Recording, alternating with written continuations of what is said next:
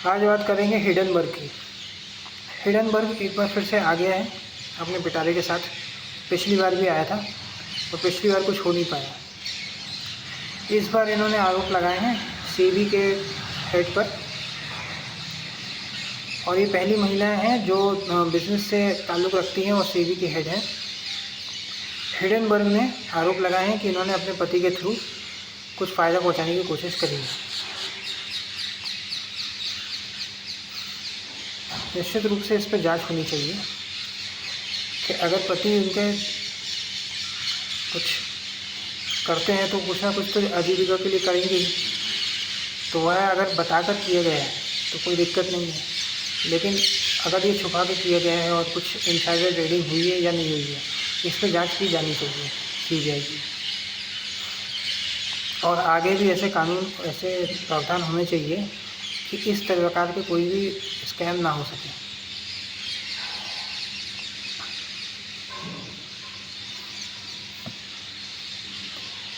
अब विपक्ष के हाथ में एक मुद्दा मिल गया है, विपक्ष जो है नाचना चालू कर दी है।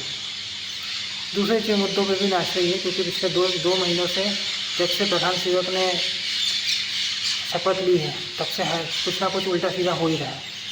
कहीं बेच गिर रहा है, कहीं यूपीएससी स्कैम हो रहा है, कहीं पे वो दिल्ली में लाइब्रेरी वाला कांड हो रहा है।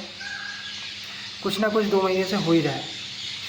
पता नहीं क्या ग्रह नक्षत्र खराब थे जिस टाइम पे इन्होंने शपथ ली है, लेकिन सब कुछ गलत चले ही जा रहा है। अब प्रश्न ये है कि हिडनबर्ग के बारे में लोग ये भी कह रहे हैं कि ये शॉर्ट सेलिंग है। मतलब ये कृत्रिम रूप से ऐसी रिपोर्ट निकालते हैं, प्राइस गिरता है, उसको ख़रीदते हैं, फिर जब प्राइस ऊपर जाता है तो अपना प्रॉफिट बुक करते हैं, जबकि ये लोग खुद को ही शॉर्ट सेलिंग डिक्लेयर करते हैं। तो प्रश्न ये है कि क्या इन्होंने इसी मकसद से किया है या नहीं। और इससे हमें ये सीखने को मिलता है कि किसी को भी बहुत बड़ा ना बनाइए। बिजनेसमैन को ही सब कुछ दे दिया, एक ही बिजनेसमैन को, तो जब वो बर्बाद होगा तो फिर हमें प्रॉब्लम हो सकती है।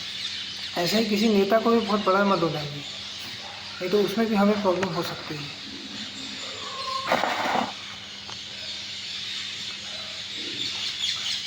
इसलिए किसी को भी भगवान मत बनाइए। एक ही बिजनेसमैन को सारे वोट दोगे तो ये तो होना ही है। हर एक से हमें प्रश्न करना चाहिए। अगर हम प्रश्न नहीं करते हैं तो सामने वाला एनार्किस्ट भी हो सकता है।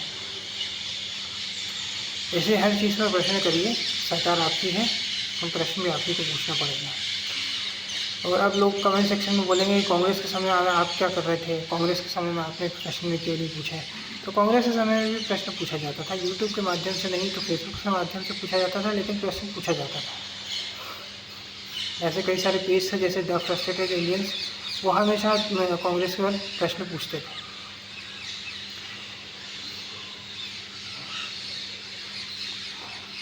इस प्रकार की जो चीज़ें होती हैं, इससे रिटेल इन्वेस्टर का भी भरोसा शेयर मार्केट से उठ जाता है और लोगों को लगने लग जाता है कि यहाँ सब तो मैनिपुलेटिव ही है। इसलिए सरकार को कड़ी से कड़ी जांच करनी चाहिए, पता करना चाहिए कि ये मुद्दा क्या है, तो रियल में फ़ायदा पहुँचाया गया है या फिर ऐसा ही है। क्योंकि अगर वो सेबी की चीफ है और उसके पति हैं तो वो भी तो जीने के लिए कुछ ना कुछ करेंगे ही। ऐसा तो नहीं है कि बिल्कुल गरीब ही हो जाएंगे। इसलिए इस पर सरकार को भी सीरियसली लेना चाहिए और इस पर प्रेस कॉन्फ्रेंस करके सब कुछ क्लियर करना चाहिए। लेकिन सरकार है, किसी को कुछ बोलती नहीं है। यहाँ पे बस फ़ोटो खिंचवाने का या घूमने फिरने का काम है। इसलिए संसद भवन से पानी लीक होता है, कहीं पे छत गिर जाती है, कहीं पे कुछ हो जाता है, कहीं पे स्कैम हो जाते हैं। और वही स्कैमस्टर जो है भाजपा राज्यसभा भेज देती है। सरकार भी 2 दिन में भूल जाएगी, जनता 2 दिन में भूल जाएगी, यही सरकार की मंशा रहती है। इसलिए इसमें सरकार को जवाब देना चाहिए और अगर कुछ मिलता है जांच में तो इस पर एक्शन होना चाहिए। लेकिन इस जैसा चल रहा है, अगर वैसा ही चलता रहा तो सरकार पर से जनता का भरोसा उठ जाएगा। जनता को लगेगा कि सरकार तो कुछ कर ही नहीं रही है, बस फ़ोटो खिंचवाती रहती है।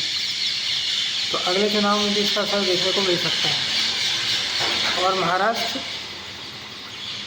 और हरियाणा ये हार भी सकते हैं। झारखंड तो हो सकता है निकाल ले, क्योंकि छोटा राज्य है। बट अगर यही सब चलता रहा तो लोगों का भरोसा सरकार पर से उठ भी सकता है। इसलिए इसका जवाब देने की ज़रूरत है, इस पर एक्शन लेने की ज़रूरत है अगर कुछ मिलता है तो। नहीं तो सरकार का हाथ भ्रष्टाचारियों के साथ वैसा नया नैरेटिव और कांग्रेस और अन्य विपक्षी दल करने में सक्सेसफुल हो जाएंगे। और एक बार अगर आप सत्ता से गए तो 20-25 साल तक वापस आने वाले नहीं हैं। हरियाणा में भी 10-15 साल के बाद ही आप वापस आए थे।